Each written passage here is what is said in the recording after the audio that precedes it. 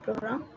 So last classes में हम लोग क्या पढ़े थे, मैं स्क्रीन शेयर करती हूँ, हम लोग एक बार रिवाइज कर लेते हैं ताकि उसके आगे आज हम लोग क्या करेंगे, जो लूप्स हम लोग कल पढ़े थे ना उसी के आगे कंटिन्यू करेंगे और दूसरे एग्जाम्पल्स देखेंगे जो कल एग्जाम्पल्स से थोड़ा अलग रहेगा ताकि हम लोग कुछ नया सीख सकें।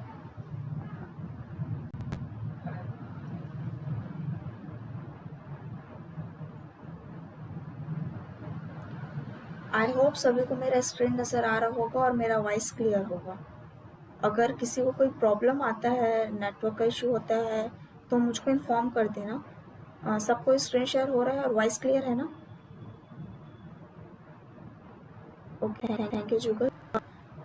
तो हम लोग लास्ट क्लासेस में क्या पढ़े थे, लास्ट क्लासेस में हमने पढ़ा था सबसे पहले व्हाइल लूप देखा था।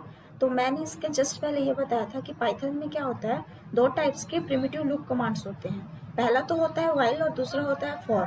तो सबसे पहले हमने व्हाइल लूप का बेसिक एग्जांपल देखा, फिर व्हाइल लूप के साथ हमने ब्रेक को यूज़ किया, फिर व्हाइल लूप के साथ हमने कंटिन्यू को यूज़ किया और उसके बाद हमने व्हाइल के साथ एल्स को यूज़ किया। इसके बाद हमने फॉर लूप को देखा था जो दूसरा प्रिमिटिव कमांड होता है पाइथन में। और फॉर लूप में हमने सबसे पहले एक बेसिक एग्जांपल लिया फॉर लूप का, फिर फॉर लूप को मैनिपुलेट करके देखा कि कैसे हम उसमें हमारे प्रिंट फंक्शन को मैनिपुलेट करते हैं। उसके बाद हमने स्ट्रिंग के साथ फॉर लूप को यूज़ करके देखा। उसके बाद हमने फॉर लूप में ब्रेक कमांड यूज़ करके देखा और उसके अलावा हमने ये देखा कि प्रिंट कमांड कैसे अलग अलग जगह लिखने से जो प्रिंट का जो हमारे आउटपुट होता है उस पर कैसे इफेक्ट आता है। उसके बाद हमने क्या देखा, फॉर लूप में कंटिन्यू स्टेटमेंट देखा। उसके बाद हमने फॉर लूप का यूज़ करते हुए रेंज देखा और रेंज कौन कौन से फॉर्मेट्स में यूज़ कर सकते हैं ये देखा। तो सबसे पहले एक सिंपल रेंज देखा, सिंपल रेंज के बाद फिर हमने उसमें इनिशियल और फाइनल वैल्यू डालकर देखा। उसके बाद हमने गेप्स डालना भी सीखा कि रेंज में हम लोग गेप्स कैसे डालते हैं। उसके बाद हमने किसी एक सीक्वेंस में इटरेशन करके देखा कि इटरेशन हम लोग कैसे करेंगे फॉर लूप का यूज़ करके। तो यहाँ तक सबको क्लियर है लास्ट लेक्चर तक? कोई डाउट नहीं है किसी को?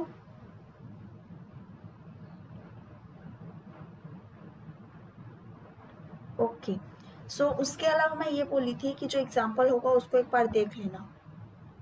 वहाँ पे दो एग्जाम्पल जो मैंने अपने वीडियो लेक्चर में डाला था, तो उसमें किसी को कोई डाउट है क्या जिन्होंने भी देखा होगा?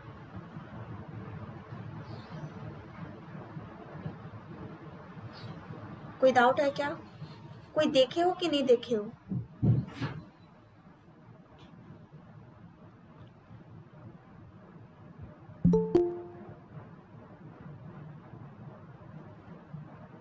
जो एग्जाम्पल वीडियो लेक्चर में था, दो एग्जाम्पल था। एक एग्जाम्पल उसमें था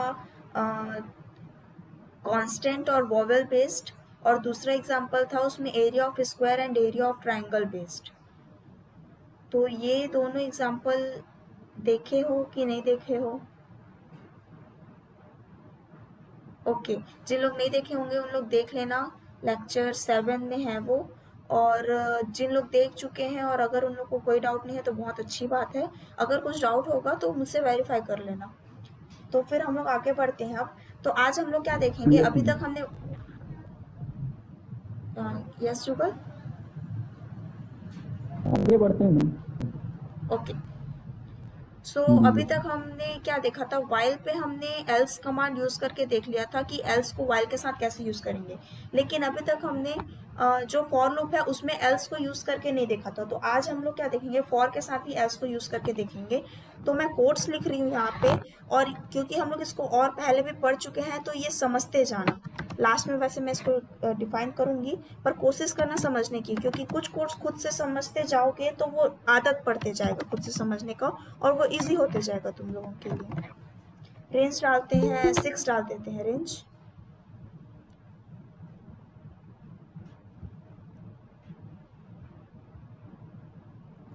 कोलन के साथ ये अगेन इंड होगा, इसमें एक प्रिंट कमांड यूज करते हैं। प्रिंट पे मुझको एक्स चाहिए एंड उसके बाद फिर अब मान लो ये कंडीशन सेटिस्फाई नहीं होता है तो उसके लिए एक एल्स कमांड डालते हैं। अगेन ये कोलन के साथ इंड होगा और एल्स पे मैं प्रिंट स्टेटमेंट डालती हूँ। प्रिंट स्टेटमेंट में लिख लेते हैं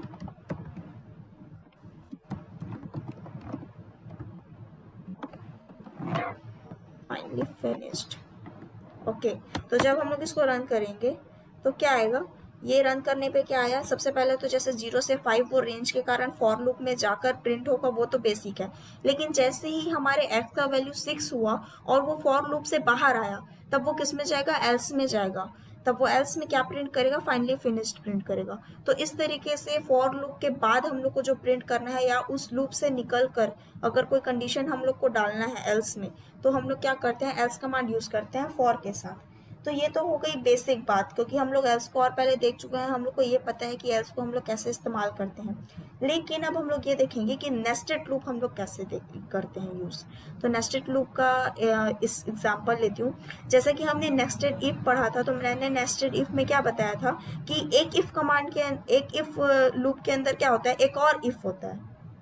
एक के अंदर एक और इफ होना ही क्या होता है, वो नेस्टेड इफ कहलाता है। तो आज हम लोग वैसे क्या पढ़ेंगे, आज हम लोग पढ़ेंगे नेस्टेड लूप।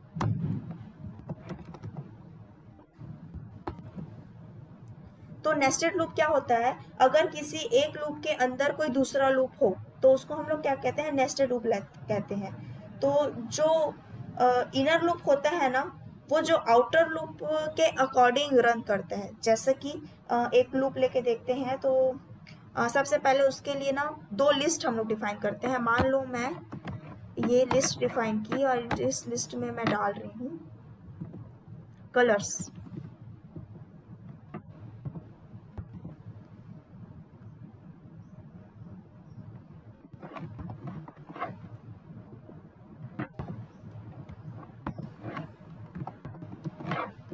कोई भी एक रैंडम मैं लिस्ट ले रही हूँ यहाँ पे, एंड एक और ले लेते हैं फ्राई ही ले लेते हैं। इस पे मैं डालती हूँ कोई भी रैंडम चीजें, जैसे कि और क्या डालें, एप्पल एंड चेरी। तो यहाँ पे मैंने दो लिस्ट लिया, कौन कौन सा, ए जे डी जिसमें मैंने कलर्स डाला, एंड फ्राई जिसमें मैंने रैंडम राइस, एप्पल, चेरी ऐसे कुछ फ्रूट्स एंड फूड्स डाल दिए। एंड उसके बाद फिर एक फॉर लूप लेते हैं। सबसे पहले ये हम लोग का क्या रहेगा, आउटर फॉर लूप रहेगा। नेस्टेड लूप हम लोग क्रिएट करने जा रहे हैं, तो इसमें अगेन हम लोग इसमें लेंगे इस फॉर लूप में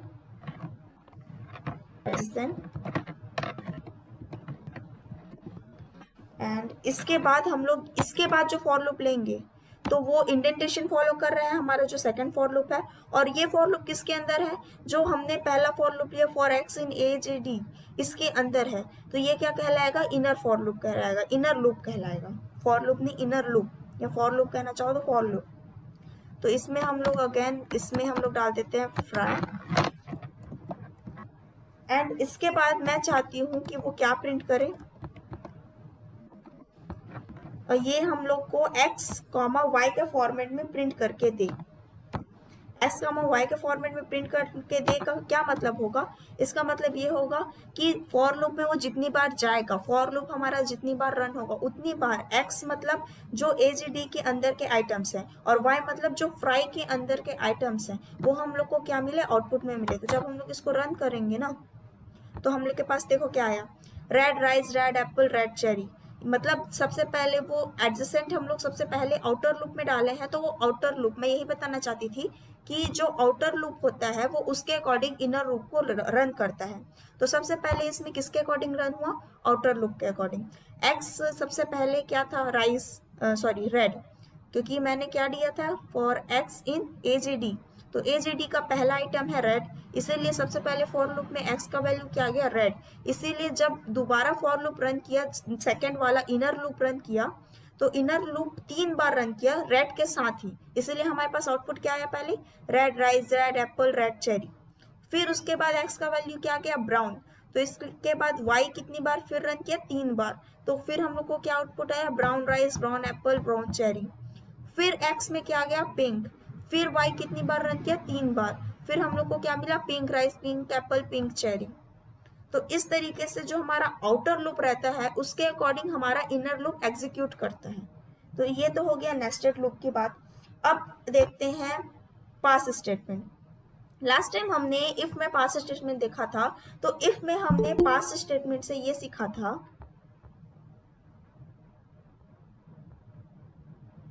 तो इफ में हमने पास्ट स्टेटमेंट से ये सीखा था कि जो इफ के बाद ब्लैंक हम लोग छोड़ नहीं सकते, तो इसीलिए कुछ ना कुछ हम लोग को वहां पे डालना पड़ता है, अदरवाइज क्या वो हमको शो करता है, एरर शो करता है। तो उस एरर से बचने के लिए, लेकिन हम लोग को कुछ आउटपुट नहीं चाहिए, तो उस एरर से बचने के लिए हम लोग क्या यूज किए थे, पास्ट स्टेटमेंट यूज किए थे। तो फॉर में भी क्या होता है, पास्ट स्टेटमेंट होता है। जैसे कि मान लो मैं यहाँ पे सिर्फ चेक करना चाहती हूँ, एक लिस्ट में से कोई भी एक लिस्ट ले लेते हैं, डायरेक्ट लिस्ट ले रहे हैं यहाँ पे हम लोग, कोई इनिशियल वैल्यू नहीं डाल रहे हैं इसमें। मैं डायरेक्ट एक लिस्ट लेती हूँ जिसमें 0 1 2 3 आइटम्स हैं, और इस लिस्ट को मैं बस चाहती हूँ कि वो लिस्ट मेरे पास रहे और एक्स में वो इनर उसके रहे, बस। मैं उसको आउटपुट में चाहती ही नहीं हूँ कि वो मेरे पास प्रिंट हो, तो यहाँ पे मैं प्रिंट कमांड तो डाल नहीं सकती क्योंकि मैं चाहती ही नहीं हूँ वो प्रिंट हो। तो अब मैं इसको खाली अगर छोड़ूंगी तो ये क्या करेगा, अगर मैं इसको खाली छोड़ूंगी तो ये मुझको क्या करेगा, सिंटैक्स एरर देगा, क्योंकि क्या कर सकते हैं, इसको हम लोग ऐसे ही खाली नहीं छोड़ सकते। तो इसीलिए अब मुझको क्या करना पड़ेगा, इसीलिए मुझको इसमें पास स्टेटमेंट डालना पड़ेगा। तो जैसे ही मैं यहाँ पे पास लिखूंगी तो ये क्या करेगा, वो पास कर देगा, मतलब वो उस एरर को हटाकर उसको अपने आप में मतलब सिस्टम अपने आप में स्टोर करके रख लेगा, उसको हम लोग को बताने की जरूरत नहीं है क्योंकि हम लोग वो कमांड उसके अंदर नहीं डाले हैं। तो इसीलिए जो भी फॉर लूप इफ लूप होता है उसको कभी भी ब्लैंक मत छोड़ना, उसमें पास स्टेटमेंट डाल देना, अगर ब्लैंक छोड़ोगे तो वो बाद में एरर देगा। तो ये तो बेसिक हम लोग लूप्स पढ़ लिए, स्टेटमेंट्स पढ़ लिए, प्रिमिटिव लूप कमांड्स पढ़ लिए, नेस्टेड फॉर्म्स पढ़ लिए इन सभी का। अब ना एक एग्जांपल लेते हैं, तो मैं यहाँ पे कंटिन्यू जो एक एग्जांपल है, प्रैक्टिस एग्जांपल, उसको टाइप कर रही हूँ, एंड मैं लास्ट में उसमें से क्वेश्चन पूछूंगी। तो सभी कोई जो मैं टाइप कर रही हूँ यहाँ पे कमांड्स, उसको ध्यान से देखना। डायरेक्शन, इनपुट, इनपुट पे मैं चाहती हूँ लिखना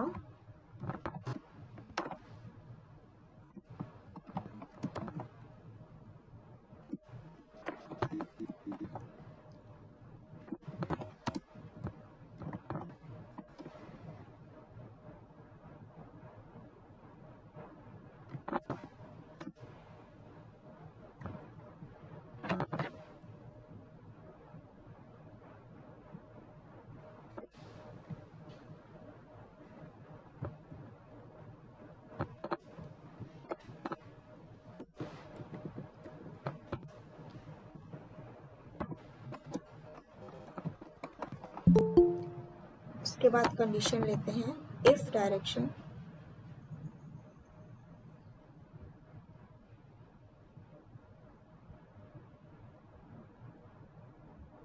हाँ तो मैं क्या लिख रही थी, ओके, इफ डायरेक्शन, तो इसमें कंडीशन लेते हैं you,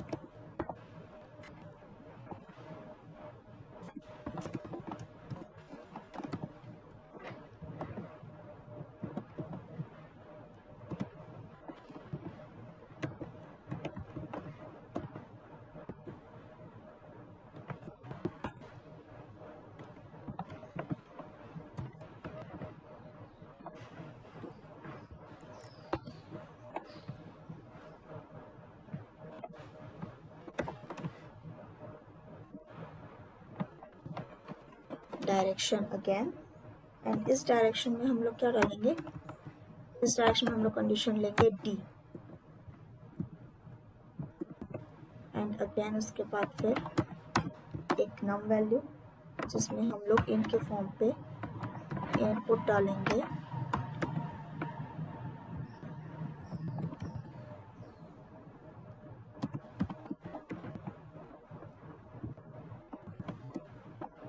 enter a number below 20,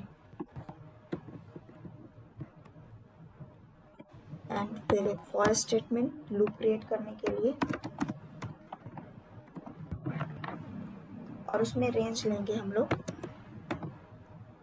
20 num-1 and cap भी ले लेते हैं इस बार इसमें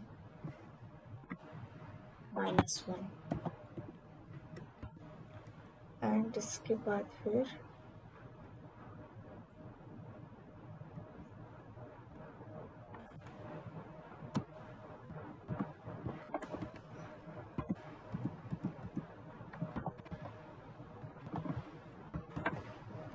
प्रिंट आए,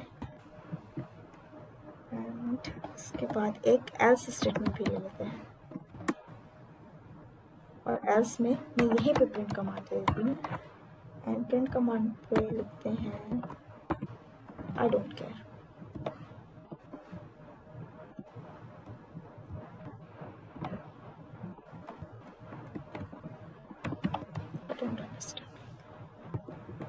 ओके, तो ये एग्जाम्पल समझ आ रहा है किसी को भी? हम लोग जो अभी तक पढ़े हैं उन सब का मिक्सचर है और कुछ नहीं। नहीं मैम। ओके, एंड बाकी लोगों को कोई बेसिक आइडिया आ रहा है कि ये क्या करने वाला है? ओके, समझते हैं। चलो, तो सबसे पहले मैंने क्या किया है, एक डायरेक्शन नाम का वेरिएबल डिफाइन किया, उसके अंदर डायरेक्ट मैंने इनपुट फंक्शन डाला, तो जो भी हम लोग इनपुट फंक्शन के अंदर लिखेंगे वो हमारा क्या आएगा, एज ए इनपुट लेगा। किसमें और इनपुट लेगा? डायरेक्शन नाम के वेरिएबल में। तो उसके अंदर मैंने लिखा do you want to count up और डाउन, और मैंने वहाँ पे चॉइस दिया यूजर को, ये यूजर के पास जाएगा, ये सारा कुछ लिखा हुआ। तो वहाँ पे मैंने यूजर को चॉइस दिया यू और डी, मतलब यूजर वहाँ पे क्या प्रिंट करेगा, यू और डी प्रिंट करेगा।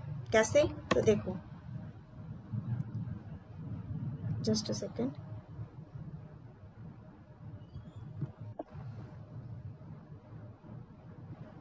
ओके, यहाँ पे कोलन भूल गए थे। ओके, यहाँ पे क्या यूजर हमसे पूछा, यू और डी, तो हम लोग को यहाँ पे क्या लिखना है, या तो यू लिखना है या तो डी लिखना है। तो मान लो हम लोग डी लिखे, मतलब हम लोग को कहाँ से काउंट करना है, नीचे से काउंट करना है। तो डी लिखकर जैसे ही इंटर किए तो ये पूछा इंटर अ नंबर बिलो 20, तो 20 से नीचे का नंबर हमसे पूछा। तो ये कौन से लूप में गया, ये इफ में गया कि एलिफ में गया? मैं यहाँ पर अगर डी डाली तो ये इफ में गया या एलिफ में गया? क्वेश्चन, जल्दी बताओ, इफ में गया या एलिफ में गया? दोबारा देखो, इफ में होगा ना? इफ में होगा। कौन बोला इफ में? जुगल। और बाकी लोग का क्या कहना है?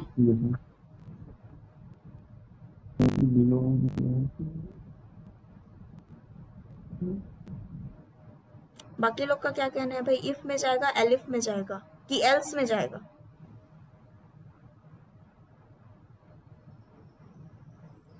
ओके, कुछ कहना नहीं है, चलो देखते हैं। जुगल का कहना है इफ में गया, तो इफ में मैं क्या कंडीशन डाली थी, इफ में मैं कंडीशन डाली थी अगर डायरेक्शन यू आया, यू के बराबर रहा, तब वो किस में जाएगा, इफ में जाएगा और इस फॉर लूप में जाएगा। लेकिन यहाँ और इसमें क्या प्रिंट होगा, what is the top number. लेकिन हम लोग को कहा क्या मिला है यहाँ पे, आउट हम लोग को क्या प्रिंट होकर आया है, इंटर अ नंबर बिलो 20। वो किस कंडीशन के अंदर है, वो एलिफ कंडीशन के अंदर है। तो ये इफ में नहीं, वो एलिफ कंडीशन के लूप में गया। ये इफ को एक्सेप्ट किया ही नहीं, क्योंकि हमारा इफ का कंडीशन यहाँ पे सेटिस्फाई हो ही नहीं रहा है। अगर यहाँ पे मैं डी के बजाय यू डालती, देखो यहाँ पे मैं क्या डाला था, डी डाला था, डाउन काउंट करना करके, इसलिए वो एलिफ में गया। अगर मैं यहीं पर यू डालती तो वो किस में जाता, इफ में जाता। समझ आया जुगल? क्लियर हुआ? ओके, तो सबसे पहले ये बोल रहे हैं कोई भी एक नंबर डालो जो 20 से बिलो हो, तो 1 डालते हैं, सबसे कम 1 डालते हैं हम लोग। तो ये क्या करेगा, ये हम लोग को फॉर लूप यूज करके पूरा 20 से लेकर 1 तक किस फॉर्मेट में, डाउन फॉर्मेट में प्रिंट करके देगा। क्योंकि हमने क्या डाला, इंटर नंबर 1 डाला। अगर उसको हम लोग 5 डालते तो वो 5 तक प्रिंट करके देता। अगर हम लोग उसको 10 डालते, 10 प्रिंट करके देता। जो डालते वो प्रिंट करके देता। तो ये तो हो गया बेसिक। अब इसी को चलो दोबारा रन करते हैं और इस बार डी डालने के बजाय यू डाल के देखते हैं। इस बार हम यू डाल कर देखते हैं। तो यू डाल के देखेंगे तो क्या बोलेगा वो। इस बार हम लोग को क्या क्वेश्चन किया, what is the top number, मतलब टॉप नंबर हम लोग कौन सा चाहते हैं। तो टॉप नंबर हम लोग मान लो चाहते हैं 10। तो इंटर किए तो ये क्या किया, सीक्वेंस में 1 2 3 4 5 6 7 8 9 10 प्रिंट करके दिया।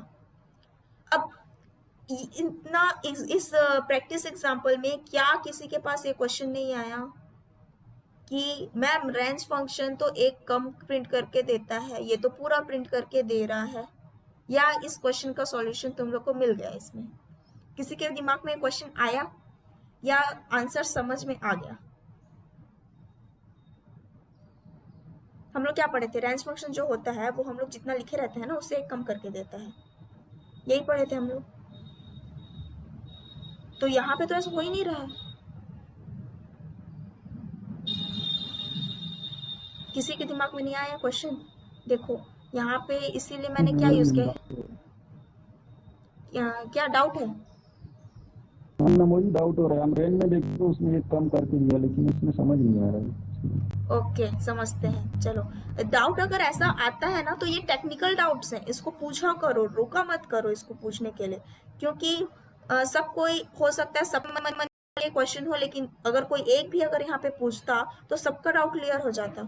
इसलिए ये मत सोचा करो कि ये हो सकता है मेरा ही डाउट, सबके मन में हो सकता है वो डाउट ऑलरेडी हो। तो इसलिए पूछ कर क्लियर करो, अदरवाइज कैसे समझोगे पाइथन को अच्छे से। ओके सबसे पहले मैंने क्या लिया था, इनपुट फंक्शन लिया था। पहले लाइन में तो किसी को कोई डाउट नहीं है ना, मेरे को जवाब देते जाओ फटाफट, क्योंकि इसको समझना जरूरी है, ये बेसिक चीज है, क्योंकि इतना तो दिमाग लगाना पड़ेगा पाइथन पे वर्क करने के लिए। पहले लाइन पे किसी को कोई डाउट नहीं है, जल्दी बताते जाओ मेरे को माइक खोल के या मैसेज करके, ताकि मैं आगे बढ़ूं। लाइन सिर्फ एक एक स्टेप वाइज समझाऊंगी।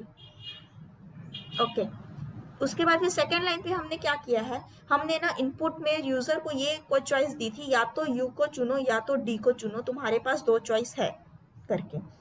तो अब उसने क्या किया, यू को चुना, या यू और डी के अलावा अगर वो कुछ और लिखेगा ना तो इसको भी करके देखते हैं। देखो मैंने यहाँ पे क्या ऑप्शन डाला, यू और डी। अब मान लो मैं एफ इसको प्रिंट करूं तो वो क्या, आई डोंट अंडरस्टैंड ये प्रिंट करके देगा। तो इसीलिए मैंने यहाँ पे क्या चॉइस डाला, या if direction is equal to U, मतलब अगर जो यूजर है वो यू और डी में से यू को चुनता है, तब इसका मतलब क्या है, यू का मतलब अप और डी का मतलब डाउन, ऐसा मैं मानकर चल रही हूँ, और मैं हमारे पाइथन के कमांड को भी यही समझा कर रखी हूँ। तो उसके बाद मैंने नम नाम का एक वेरिएबल लिया, उसमें मैंने फिर से इंटेजर फॉर्मेट में इनपुट लिया। इंटेजर फॉर्मेट में इनपुट इसीलिए मैंने सामने क्या लिखा, आई एन टी। इसके बाद मैंने क्या यूज किया, इनपुट फंक्शन। उसके बाद मैंने क्या डाला है, what is the top number, मतलब अगर तुम ऊपर से काउंट करना चाहते हो तो कितने नंबर तक चाहते हो, ये पूछना जरूरी है। तो मैं यहाँ पर उससे नंबर पूछी कि तुम कितना नंबर प्रिंट कराना चाहते हो। तो मान लो कोई बोला कि मुझको 6 नंबर तक प्रिंट कराना है, मतलब 1 2 3 4 5 6 ये प्रिंट होना चाहिए सामने वाले के लिए। तो उसके बाद मैंने फॉर लूप यूज किया। क्यों यूज किया, ताकि यूजर जितना चाहता है उतना हम लोग उसको प्रिंट करके दें। तो फॉर लूप में मैंने फॉर आई इन रेंज, हम लोग रेंज तो यूज करेंगे ही, क्योंकि ऐसे में हम लोग को फॉर लूप में बहुत कुछ लिखना पड़ेगा, बहुत सारे मैथमेटिकल ऑपरेशंस लिखने पड़ेंगे। रेंज में डायरेक्ट हम लोग प्रिंट कर सकते हैं, हम लोग इससे पहले एग्जांपल देखे थे। तो रेंज में मैंने 1 डाला इनिशियल वैल्यू, ये तो सबको क्लियर हो गया होगा। उसके बाद मुझको पता है कि रेंज क्या करता है, जितना दोगे उससे एक कम प्रिंट करता है, तो इसीलिए मैंने क्या डाला। अब मुझको ये भी नहीं पता कि यूजर कितना इनपुट डालेगा, मुझको मान लो पहले से पता होता कि यूजर को 1 से 6 प्रिंट चाहिए तो मैं 1 से 7 लिख देती, तो 1 से 6 प्रिंट हो जाता। लेकिन अब यूजर क्या डालेगा ये तो मुझको नहीं पता। तो इसके लिए सॉल्यूशन हमने क्या निकाला, इसके लिए हमने ये सॉल्यूशन निकाला कि हम लोग जो फाइनल वैल्यू है यूजर रेंज का, वो क्या देंगे, num + 1 देंगे। तो num + 1 मतलब नंबर को हमने किस फॉर्मेट में लिया है, इंटेजर फॉर्मेट में। तो मान लो मैं 6 ली नंबर इनपुट में, तो ये ऑटोमेटिक क्या काउंट करेगा, 7 काउंट करेगा। इसका मतलब वो 6 तक तो प्रिंट करके देगा ही। क्लियर हुआ अब कैसे काम किया ये।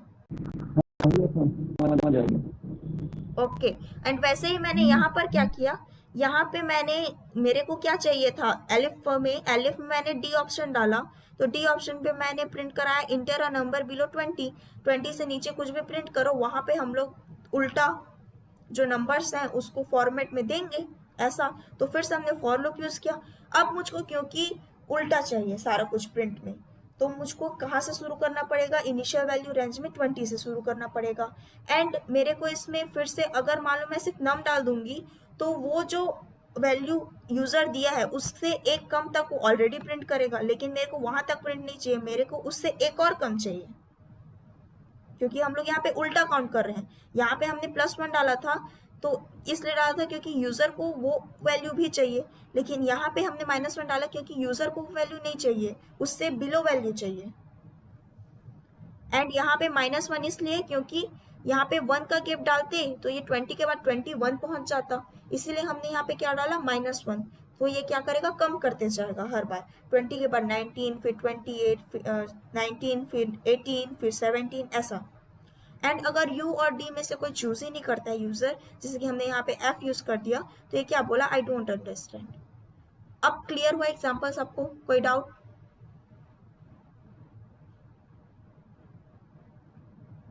क्लियर हो गया मैम। ओके, तो ये तो बेसिक हम लोग लूप्स के बारे में पढ़ लिए, व्हाइल लूप, फॉर लूप के बारे में पढ़ लिए। अब हम लोग ना फंक्शंस पे जाते हैं, पाइथन फंक्शंस के लिए। तो दिमाग खोल के पढ़ना फंक्शंस को, क्योंकि फंक्शंस ऐसी चीज़ है जो एक बेसिक मिनी प्रोजेक्ट भी बनाना हो या कोई बेसिक कोडिंग भी करनी हो ना, कोई बड़ा एग्जाम्पल भी देना हो पाइथन में, तो फंक्शंस इस्तेमाल होता है। तो इसको बहुत अच्छे से पढ़ना और बहुत अच्छे से समझना, अगर समझ में नहीं आएगा तो फिर वहाँ पे बताना। कौन है जो आधा घंटा लेट से ज्वाइन कर रहा है?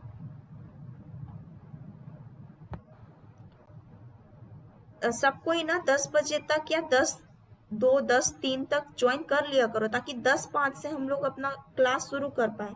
अदरवाइज क्लास प्रॉपर होगी नहीं, समझ में पूरा आएगा नहीं, तो कोई मतलब नहीं फिर ट्रेनिंग प्रोग्राम का। ओके, अब हम लोग क्या करने वाले हैं, अब हम लोग पढ़ने वाले हैं फंक्शंस के बारे में।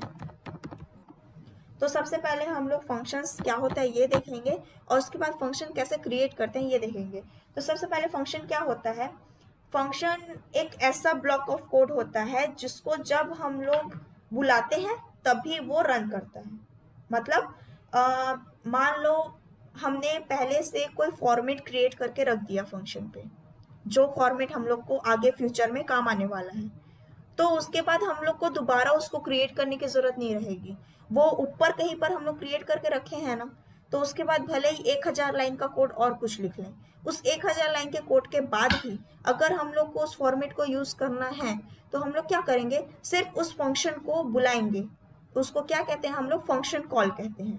कॉल करना, कॉल कर जैसे हम लोग नॉर्मल वे में बोलते हैं ना कॉल करना है, वैसे ही हम लोग फंक्शन कॉल करेंगे। तो वो फंक्शन पैरामीटर जो भी हम लोग उसमें देंगे, मतलब फंक्शन के अंदर जो भी वैल्यू डालेंगे, मैं यहाँ पर टेक्निकल वर्ड्स इसीलिए धीरे धीरे कन्वर्ट करूँ क्योंकि आगे आप लोग सब कुछ टेक्निकल लैंग्वेज में ही सुनोगे। ऐसा नहीं सुनोगे कि फंक्शन को बुलाएंगे, ये बोलोगे कि फंक्शन कॉल करना है, या ये नहीं सुनोगे कभी कि फंक्शन पे वैल्यू डालेंगे, ये सुनोगे कि फंक्शन पे पैरामीटर डालेंगे। तो हम लोग यहाँ पे पैरामीटर फिक्स करेंगे फंक्शन का, और उसके बाद फिर जो भी हम लोग वो फंक्शन क्रिएट करे रहेंगे वो अपना आउटपुट देगा। कैसे, तो सबसे पहले ये देखते हैं कि हम लोग फंक्शन बनाते कैसे हैं। तो फंक्शन बनाने के लिए मैं यहाँ पे एक काम करती हूँ, एक और मार्कडाउन डालती हूँ। एंड इस बार हम लोग मार्कडाउन में हम लोग अभी तक सिर्फ हैश यूज किए थे, डबल हैश यूज करते हैं क्रिएटिंग। हम लोग फंक्शन को क्रिएट करना सीख रहे हैं क्योंकि सबसे पहले, तो फंक्शन को क्रिएट कैसे करते हैं, DEF मैंने क्या बताया था, इसका मतलब होता है डिफाइन। तो DEF कीवर्ड यूज करते हैं सबसे पहले हम लोग, उसके बाद फिर जो भी हमारे फंक्शन का नाम हम लोग देना चाहते हैं उसका नामकरण करते हैं, मतलब उसको नेमिंग करते हैं। मान लो मैं यहाँ पे कुछ और नाम लेने की बजाय सीधा क्या ले लेती हूँ, माई फंक्शन।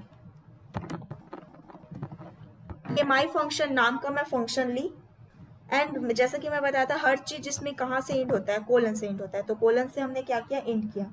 अब माई फंक्शन के अंदर मैं एक प्रिंट स्टेटमेंट डाली, क्योंकि माई फंक्शन जो क्रिएट किया मैंने उसमें मैं चाहती हूँ एक प्रिंट स्टेटमेंट ही प्रिंट हो, एंड वो हमें कहे हेलो फ्रॉम अ फंक्शन। तो जब मैं माई फंक्शन को बुलाऊंगी ना तब ये रन करेगा। अदरवाइज नॉर्मल अगर हम लोग ऐसा प्रिंट स्टेटमेंट डालते तो वो डायरेक्ट उसको प्रिंट करता, लेकिन यहाँ पे वो प्रिंट नहीं किया। क्यों नहीं किया? क्योंकि वो एक फंक्शन के अंदर है। तो जब आप माई फंक्शन को कॉल करोगे तब वो उसे प्रिंट करेगा, क्योंकि माई फंक्शन के अंदर का फॉर्मेट तभी वर्क करेगा जब फंक्शन कॉल किया जाएगा। तो अब हम लोग ये देखते हैं कि हम लोग कॉल कैसे करते हैं फंक्शन को। तो अगेन एक मार्कडाउन डालते हैं एंड इस बार हम लोग देख रहे हैं क्या, कॉलिंग।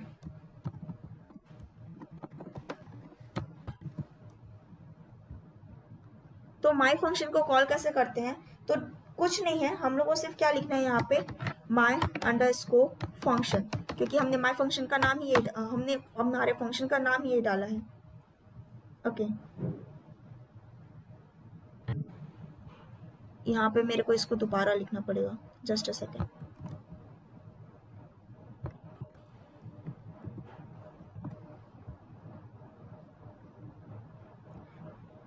हाँ, इसको दोबारा अगर हम लोग लिखना चाहें तो भी लिख सकते हैं, अदरवाइज मैं इसको हटा के बताती हूँ। यहाँ पे हमने माई फंक्शन लिखा, उसके बाद ये ब्रैकेट्स भूल गए थे, तो ब्रैकेट्स जैसे ही हम लोग डालेंगे वो क्या प्रिंट किया, हेलो फ्रॉम अ फंक्शन। ये अगर ब्रैकेट्स हम लोग नहीं डालेंगे ना तो वो एरर शो करेगा, जैसे कि यहाँ पे कर रहा था। देखो दोबारा यहाँ पे ये क्या कर रहा था, ये फंक्शन तो क्रिएट हो गया ये बता रहा था, लेकिन ये जो फंक्शन है उसको रन नहीं कर रहा था। फंक्शन को रन करने के लिए हम लोग को यहाँ पे राउंड ब्रैकेट्स डालना नेसेसरी रहता है, चाहे जो भी फंक्शन का नेम डालो, चाहे कोई भी फंक्शन का नेम, राम श्याम गीता मोहन, कुछ भी फंक्शन का नेम डालो, लास्ट में अगर उस फंक्शन को रन कराना है प्रॉपर फॉर्मेट में तो राउंड ब्रैकेट्स यूज करना पड़ेगा। तो इस तरीके से हम लोग क्या करते हैं, फंक्शन को कॉल करते हैं। ये तो बहुत बेसिक एग्जांपल हो गया। अब हम लोग ये देखते हैं कि आर्ग्यूमेंट्स क्या होते हैं। ये सारा कुछ मैं फंक्शन के अंदर ही समझा रही हूँ, लेकिन फंक्शन के अलावा भी बहुत सारे पैरामीटर्स एंड आर्ग्यूमेंट्स होते हैं जिसको फंक्शन को समझने के लिए सीखना पड़ता है। तो इसीलिए हम लोग एक एक पॉइंट आगे बढ़ते जा रहे हैं। आर्ग्यूमेंट्स के बारे में सीखते हैं। तो आर्ग्यूमेंट्स क्या करता है, आर्ग्यूमेंट्स ना फंक्शन नेम को स्पेसिफाई करता है पैरेंथेसिस के अंदर। मतलब हमारा जो फंक्शन है उसके अंदर हम लोग अगर कुछ और लिख देना तो वो उसका क्या कहलाएगा, आर्ग्यूमेंट कहलाएगा। तो वो आर्ग्यूमेंट क्या करता है, आर्ग्यूमेंट में अगर हम लोग कुछ चेंजेस लाते हैं तो जो हमने चेंजेस किए हैं उसके अकॉर्डिंग हमारा फंक्शन वर्क करता है। कैसे, एग्जाम्पल में देखते हैं, ध्यान से देखना ये वाला एग्जाम्पल। अगेन मैं एक फंक्शन डिफाइन कर रही हूँ, फिर से मैं माई अंडरस्कोर। अच्छा, पाइथन में एक चीज और खास बात ये होती है जिसको हम लोग इस्तेमाल कर सकते हैं, टैब। सब कोई अगर कीबोर्ड देखे होगे तो उसमें देखे होगे TAB करके लेफ्ट हैंड साइड पे होता है की। तो पाइथन क्या करता है, अब मैं बार बार माई फंक्शन थोड़ी ना लिखूंगी, तो अगर मैं टैब क्लिक करूंगी ना तो ये माई फंक्शन ऑटोमेटिक प्रिंट करके दे देगा। मुझको बार बार माई फंक्शन को टाइप करने की जरूरत नहीं है, लेकिन उससे पहले आपको एक दो बार लिखना पड़ेगा, उसके बाद आप टैब यूज कर सकते हो। डायरेक्ट यूज नहीं कर सकते, क्योंकि पाइथन कैसे पता आप क्या लिखना चाहते हो। तो एक दो बार अगर उसको यूज कर चुके हो तो उसके बाद डायरेक्ट टैब यूज करने पे वो क्या करेगा, जो भी उससे रिलेटेड कीज रहेंगे जो आपने पहले यूज किए हैं या वेरिएबल्स रहेंगे वो ऑटोमेटिक टैब से प्रिंट हो जाएगा। तो इतना टाइप करने की जरूरत नहीं पड़ेगी। तो अगेन हम लोग अब माई फंक्शन के अंदर क्या लेने वाले हैं, आर्ग्यूमेंट लेने वाले हैं। तो मान लो मैं आर्ग्यूमेंट लेती हूँ, फर्स्ट नेम करके लेना है तो मैं एफ नेम करके डाल देती हूँ। एफ नेम मैं आर्ग्यूमेंट ली एंड एफ नेम आर्ग्यूमेंट के बाद मैं एक प्रिंट कमांड यूज की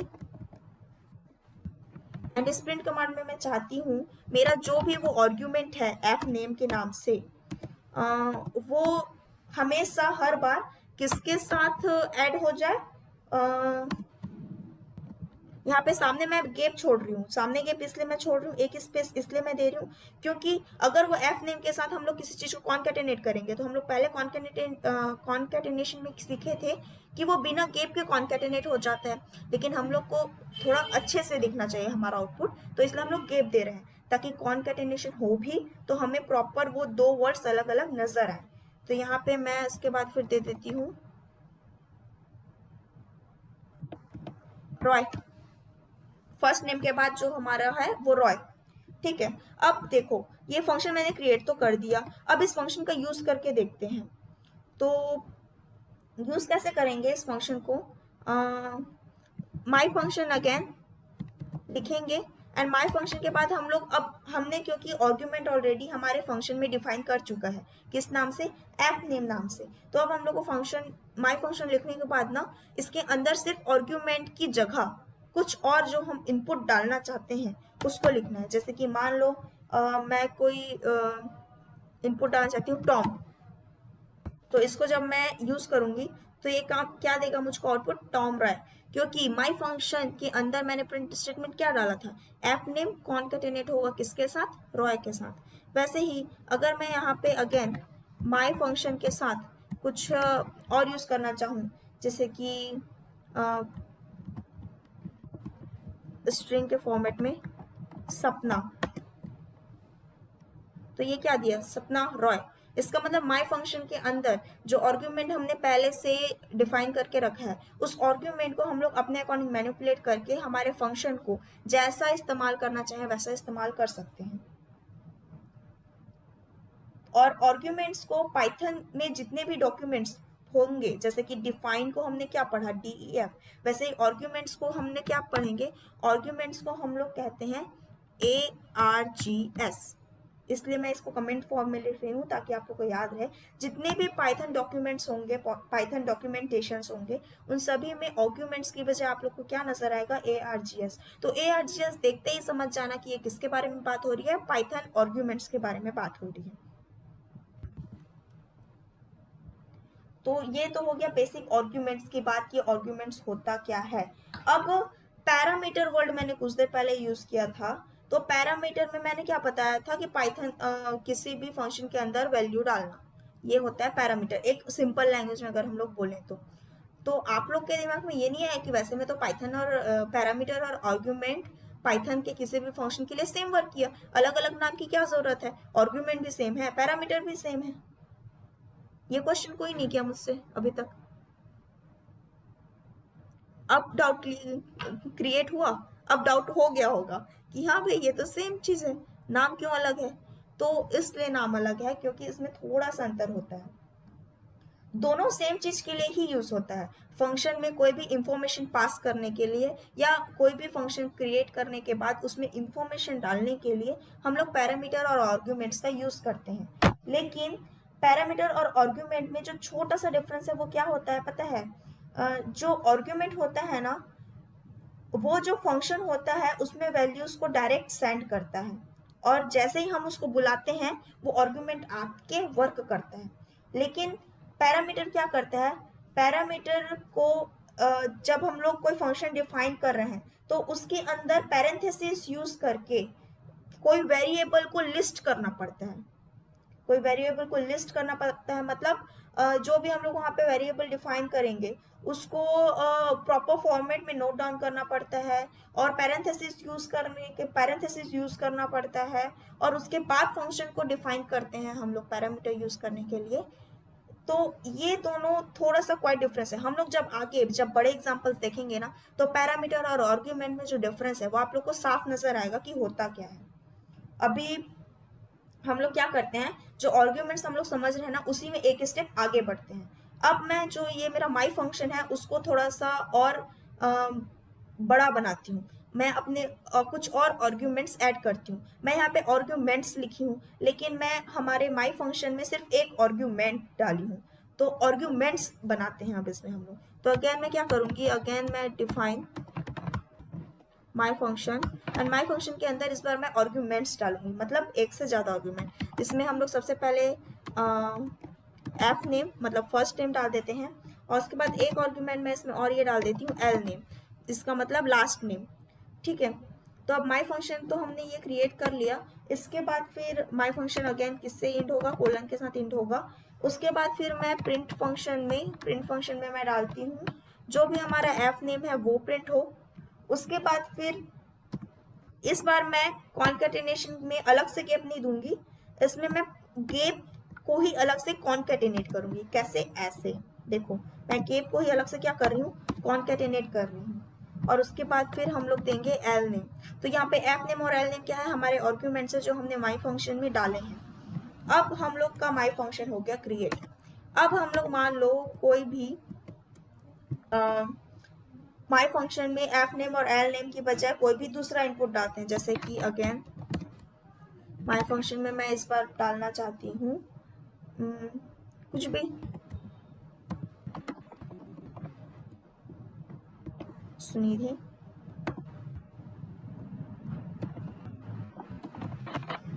Pandey.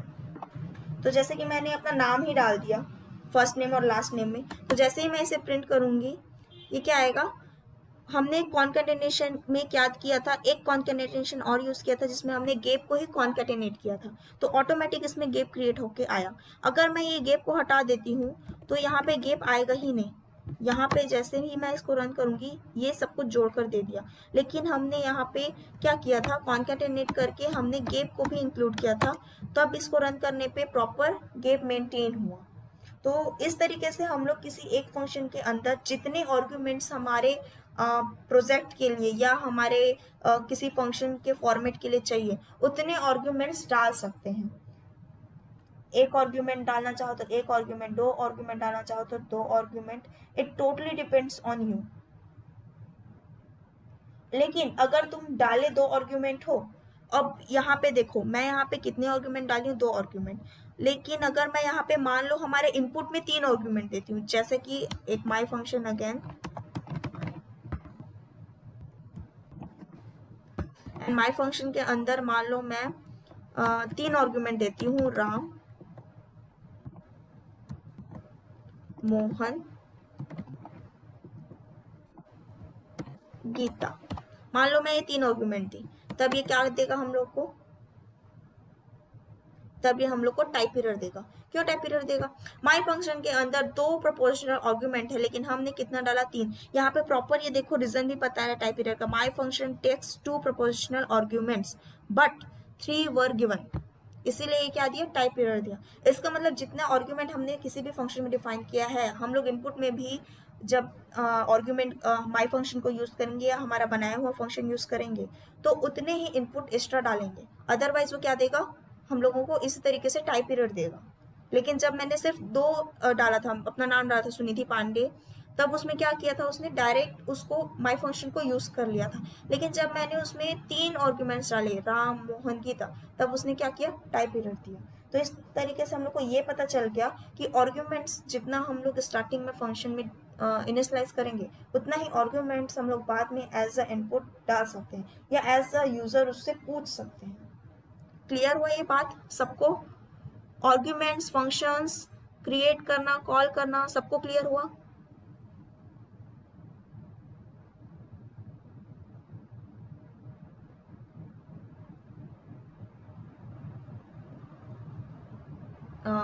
Am I audible?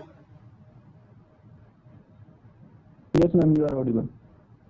Okay, thank you Jugal. बाकी लोग भी रिस्पॉन्स किया करो भाई, ताकि मुझको पता चले बाकी लोग को समझ में आ रहा है नहीं आ रहा है। ओके, थैंक यू जागृति बताने के लिए। बाकी लोग को समझ में आया, क्लियर है? Yes ma'am. ओके, तो ये तो हम लोग बेसिक आर्ग्यूमेंट्स पढ़ लिए। अब हम लोग के नेक्स्ट क्लास में क्या पढ़ेंगे, की आर्ग्यूमेंट्स क्या होते हैं और आर्बिटरी आर्ग्यूमेंट्स क्या होते हैं। मैंने आर्ग्यूमेंट्स बस बताया कि आर्ग्यूमेंट्स को आज मैंने सिर्फ क्या किया, इंट्रोडक्शन दिया आर्ग्यूमेंट्स का। अब हम लोग अगले क्लासेस में पढ़ेंगे आर्बिटरी नाम से आर्ग्यूमेंट होता है वो क्या चीज़ होता है, की वर्ड नाम से आर्ग्यूमेंट होता है वो क्या चीज़ होता है, या फिर हम लोग एक आर्बिटरी कीवर्ड सुने होंगे कई बार, अगर कोई आर्ग्यूमेंट्स का नाम सुना होगा तो ये वर्ड बहुत सुना होगा, या फिर KW आर्ग्यूमेंट सुने होंगे, तो ये क्या चीज़ होता है, ये हम लोग नेक्स्ट अपने क्लास में सीखेंगे। और उससे पहले ना आर्ग्यूमेंट्स को घर पे जाके खुद से कुछ फंक्शन बना के देखना, आर्ग्यूमेंट्स में डाल के देखना। मैंने यहाँ पे सिर्फ एक बेसिक एग्जांपल लिया first name and last name का, उसके बजाय तुम लोग कोई एरिया या कोई पैरामीटर ये यूज़ और कर सकते हो। कोई भी डिफरेंट एग्जांपल, फैमिलीज के डिटेल्स उसको डाल सकते हो आर्ग्यूमेंट्स में। मतलब बेसिक जो डे टू डे लाइफ में हम लोग यूज़ करते हैं ना बात करने के लिए, उन्हीं में से किसी भी चीज़ को एज अ आर्ग्यूमेंट डाल के फंक्शन क्रिएट करके देखना, तो उससे क्लियर होते जाएगा सारा कुछ। एंड उसके अलावा अभी तक बाकी लेक्चर्स में भी कोई डाउट नहीं है ना किसी को? मैं बार बार इसलिए पूछती हूँ डाउट के लिए, क्योंकि अगर डाउट है तो अभी क्लियर करो, क्योंकि हम लोग ऑलमोस्ट हमारा 50% कंप्लीट कर चुके हैं, 50% से ऊपर कंप्लीट कर चुके हैं। जो स्टार्टिंग में वीक वाइज डिटेल्स मिले थे तुम सभी को, अगर तुम लोग उसको ध्यान से देखे होगे तो अभी हम लोग वीक 3 के कंटेंट्स पढ़ रहे हैं, वीक 2 के कंटेंट्स हमारे पूरे हो चुके हैं। कोई ध्यान दिया है या कोई देखा है क्या? हो सकता है कोई ध्यान ना दिया हो, लेकिन अभी हम लोग वीक 3 के कंटेंट्स पढ़ रहे हैं, और वीक 3 और वीक 4 के जो कंटेंट्स हैं वो सबसे ज़्यादा इंपॉर्टेंट है, क्योंकि अगर पाइथन में आगे फ्यूचर स्कोप अगर सोच रहे हो तो इतना पाइथन आना मस्ट है, बेसिक है, एकदम बेसिक है, इतना आना ही चाहिए, तभी कुछ फ़ायदा है, अदरवाइज कुछ फ़ायदा नहीं, ऐसा बात है। तो इसीलिए अभी जो भी हम लोग पढ़ रहे हैं ना उस पर ध्यान से कॉन्सेंट्रेट करो, और उसको पक्का जाके दोबारा कोशिश करो खुद से, या फिर अगर कुछ डाउट आता है तो जो लेक्चर्स हम वीडियोस हैं उसको दोबारा देखो, और क्लास में आके दोबारा पूछो।